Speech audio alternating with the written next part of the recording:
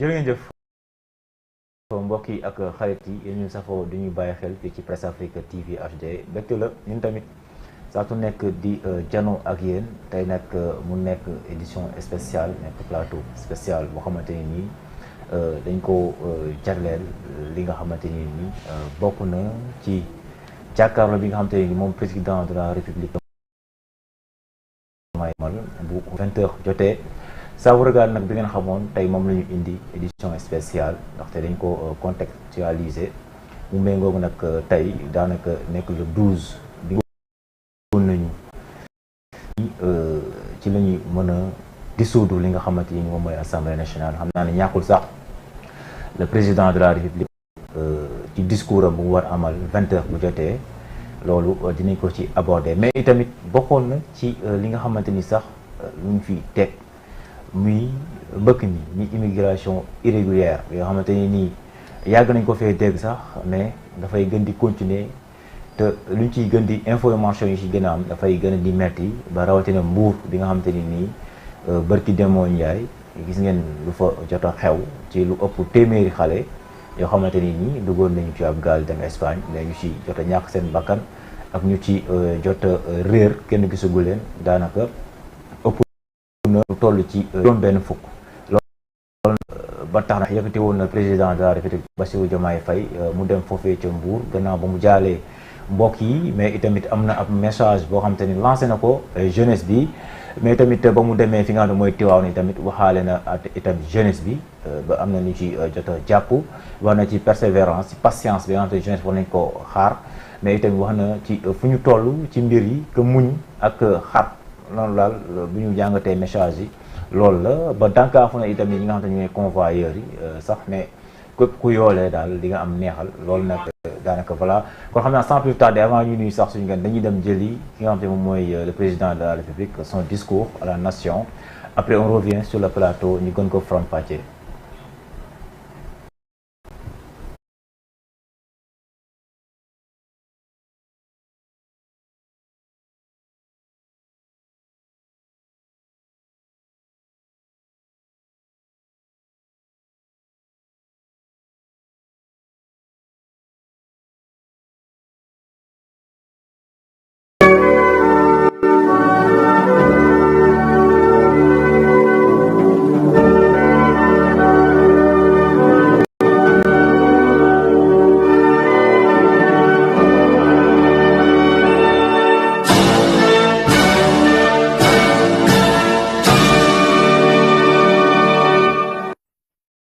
Mes chers compatriotes,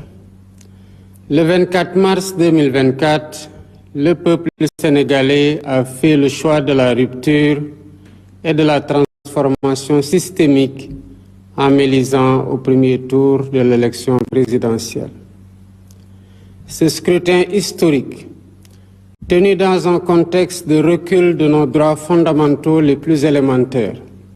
fut imposé par un peuple debout. Un peuple qui a préféré le courage à la résignation. Cette confiance populaire m'honore et inspire la détermination de la politique de la nation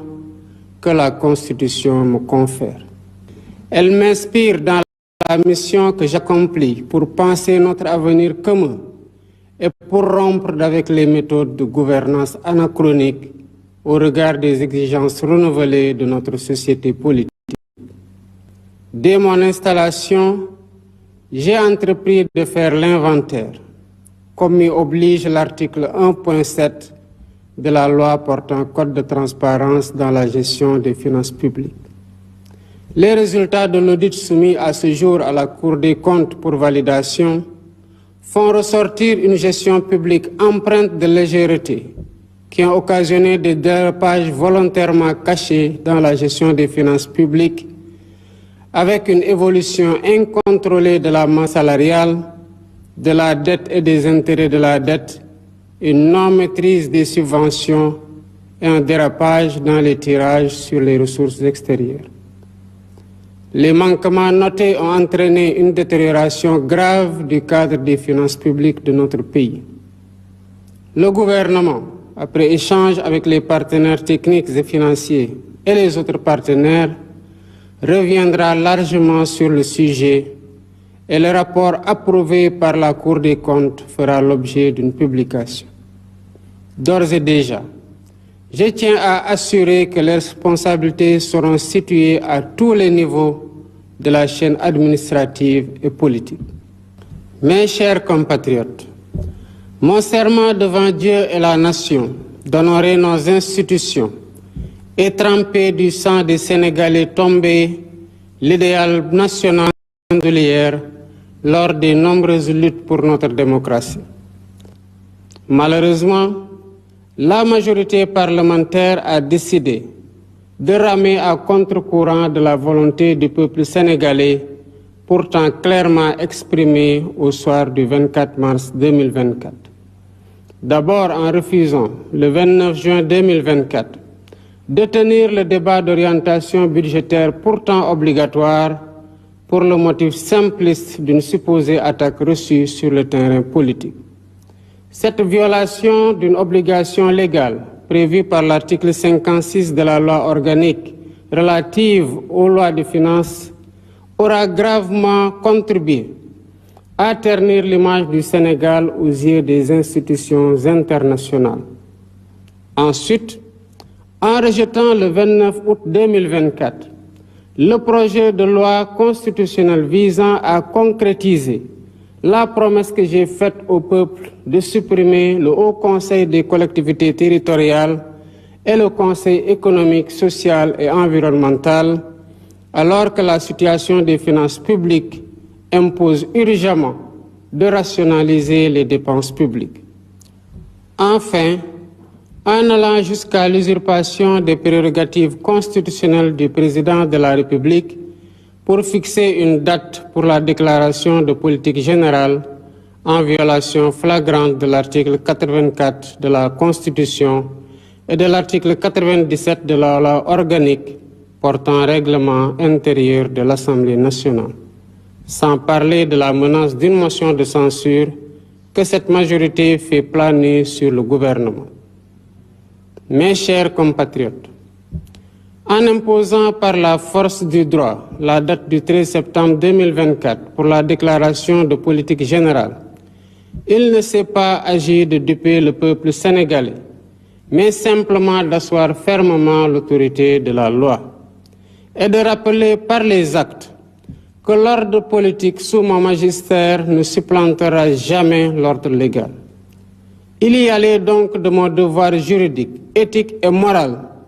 de ne céder la moindre parcelle de tolérance aux contenteurs de la loi. J'en ai donc conclu que le gage d'une collaboration franche avec la majorité parlementaire, dans le seul intérêt du peuple sénégalais, était une illusion.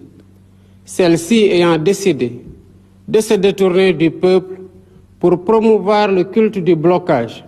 et ainsi entraver la mise en œuvre du projet sur la base duquel j'ai été élu. Voilà pourquoi, en vertu des pouvoirs qui me sont conférés par l'article 87 de la Constitution, et après avoir consulté le Conseil constitutionnel sur la bonne date, le Premier ministre et le Président de l'Assemblée nationale sur l'opportunité, je dissous l'Assemblée nationale. La date des élections législatives est ainsi fixée au dimanche 17 novembre 2024. Je dissous l'Assemblée nationale pour demander au peuple souverain les moyens institutionnels qui me permettront de donner corps à la transformation systémique que je leur ai promise. Aujourd'hui, plus que jamais, l'heure est venue d'ouvrir une nouvelle temporalité à notre quinquennat. L'article 3 de notre Constitution rappelle que la souveraineté nationale appartient au peuple. Ce faisant, le peuple est invité à reprendre ses titres d'habilitation et à décider souverainement si l'Assemblée nationale doit refléter les aspirations profondes de changement qui se sont exprimées au soir du 24 mars 2024 ou si elle doit demeurer encore le dernier avatar bloquant d'un régime déchu. En tout état de cause, le gouvernement garantit la bonne organisation des élections et l'expression libre et démocratique du choix du peuple et que le meilleur gagne. Vive la République, vive le Sénégal. Mbokki Sénégal, ci ñaar fukki fan ak ñeent ci weeru mars gi ñu weesu askanu Sénégal dafa def tànneefu joyanti tànneefu jubal ak jubanti ci yorinu réew mi. loolu waral ñu fal ma président de la République ci premier tour élection bi ñu amaloon. boobu élection am ci jamono joo xam ne ak yelleefu doomu aadama ci Sénégal tumurankoon na lool waaye askan wi am taxawaay goo xam ne daanaka dafa foqarti élection boobu ñu organisé ba wax loo xamante ne mooy sañ-sañam ak bëgg-bëggam ci niñ koy jiite. kóolute googu ba tey moo waral lépp lu may def di ko jël ci ay décisions de gouvernance damay fàttaliku jaar-jaar gu metti googu askan gi jaar bu ñu am alternance boo xam ne ñëpp ñooñu ci naw. mu tax nag bi ma toogee li ma njëkk a def mooy saytu ba xam liñ ma dénk ci fan laa ko jële te loolu la ma yoon sant muy li ñuy wax code de transparence dans la gestion des finances publiques maanaam sart guy may wax di ñu wax ñun ñëpp naka la ñuy saytoo ci yorin gu rafet ci alalu mbooro. saytu googu li ci tukkee jébbal nañ ko Cour des comptes mu war ko saytuwaat ba dëggal ko bu ko defee dinañ ko jébbal askan wi wax leen tamit fii lañ jëlee réew mi. waaye saytu googu wone na ko yorin gi ñaaw na lool te am na loo xamante ne nëbb nañ ko askan wi ci yorin wi luy wone ay dérapage maanaam doxalin goo xam ne dafa mel ne lu rëccal masse salariale rëccal bor yi rëccal lépp lu ñuy fay lu laale ci bor yi ak ni nga xamante ne noonu la ñuy jëlee alal ci bitim réew. lii nga xamante ne nag gis nañ ko ci ñaawteef ci doxalin wi mu waral ba suñu koom-koomu réew lompoñ. gouvernement bi bu waxtaanee ñi nga xamante ne ñoom la seqal mbir mi dina ñëw waxtaan ak teg sénégalais yi jébbal leen lépp loo xamante ne Cour des comptes joxe na ko. waaye nag may biral ne ñépp ñi nga xamante ne ci li ñu fekk nii ci ñaawteef ak ci guute gu mu gël Sénégal laale nañu ci yoon dina def liggéeyam ci ñépp ñoo xamante ne seen loxo laale na ci. mbokki Sénégal fi ñu jaar yàggul dara ñun ñépp xam nañu ko mu nekkoon lu metti deret tuuru ci ay bakkan rot ci waaye askan gi am ndëgër laay pour défendre li ñuy woowee suñu démocratie. loolu nag dafa mel ne ñi nga xamante ne ñoo ëppi doole ci assemblée nationale dañu ko fas yéene gàntal ba di dem ci li nga xamante ne du ci li Sénégalais yi bëgg ba li taxoon ñu xeex ba am élection bu ñu am ak résultat bu ñu am. njëkkee nañu ko ci weeru juin 2024 ñu am wareefu def li ñuy woowee débat d'orientation budgétaire ñu bañ ne duñ ko def ndax dañu leen a wax lu leen neexul ci langue politique bi. loolu nag di jalgati ci charte bi nga xamante ne moo yoonal lépp lu laale ci loi de finance fii ci Sénégal moo yàq deru Sénégal ci biir réew mi ak ci bitim réew. loolu doyul ñu toftal ci weeru août 2024 ba tey ma jébbal leen projet de loi pour ñu réviser constitution bi ndax ñu mën a dindi au conseil des collectivités territoriales ak conseil économique social ak environnemental yoo xam ne alal gi cay dem amuñu ci beneen yéene lu dul defaat ko ci réew mi def ko ci ndaw ñi def ko ci mbéy mi ñu bañ ne duñ ko dindi donte loolu laa diggalanteeg askan bi ba tey. dem nañu sax ba foqar ci sañ-sañu président de la république bi ma doon di fixer datu déclaration de politique générale salfaañe article 84 suñu constitution ak article 97 loi buy porter règlement intérieur assemblée nationale. waxatuma sax ne ñu naan dañuy daanal gouvernement bi nga xamante ne moom lañ fi teg. mbokki Sénégal gannaaw bi ma gisee ne ñii fu ñu taxaw nekkatul ci yoon ak ci yoonal ci laa leen delloowaat ci yoon dal di wax ni kon bu déclaration de politique générale naree am ci bés bii lay doon. mosul doon nag naxante sama diggante ak askanu Sénégal waaye doon fàttali ñi nga xamante ne seen taxawaay day salfaañe yoon ne tànk maa ngi ci bopp réew mi doxalinu politique du tegu mukk ci kaw doxalinu yoon. kon wareef la woon ci man ci li ma déglanteeg yéen ma bañ a bàyyi ñi nga xamante ne salfaañe yoon rek moo leen tax a jóg ñu mel ni ñu am dëgg ci biir réew mi. ma gisee na nag que ñii li ma ci namoon mooy bokk ak ñoom ci waxtaan ñu mën a avancer mënuma am benn yaakaar ak ñoom ndax lii intérêt Sénégal soxalu leen. majorité parlementaire bii fi nekk dara taxatu ko jóg fu mu nekk nii lu dul xaxarante ak gantal lépp loo xamante ne bëgg nañ ko doxal ci li ñu diglante suñu digganteeg Sénégal. loolu moo tax ma delloowaat ci li ma constitution may muy article 87 constitution boobu ñu bokk. gannaaw bi ma ci waxtaanee conseil constitutionnel laaj ko ban mooy date bi nga xamante ne su ma ci dissoudre assemblée nationale dinaa tegu ci yoon. waxtaan ceeg premier ministre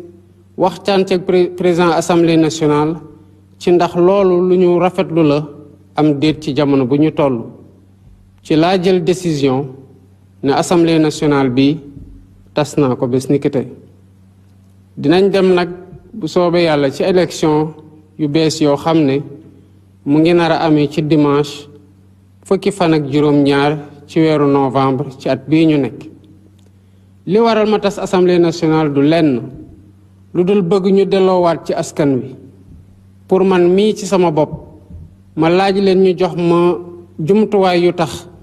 ma mën a doxal li nga xamante ne loolu lañ ma wóolu. kon tey jii askan wi moo moomaat boppam moomaat baatam te am sañ-sañu xam na kan lay jox majorité assemblée nationale pour mu doxal.